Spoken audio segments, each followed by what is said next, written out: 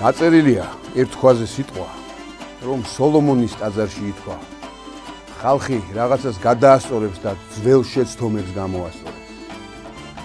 სადაც ქარები დაქრიან ველზე, სადაც სვეტი დგას სამების ხელზე, სწორედ იმ ქართ ველს ღმერთი ახსენებს და ქვეყნის ხსნელად აღმოაცენებს. სწორედ იმ ქვეყნის, რომელსაც ღმერთი გარკვევით ეტყვის, რომ სავანეთი თებში კოშკებად ელოდებოდა და ერთ ასოში ემალებოდა.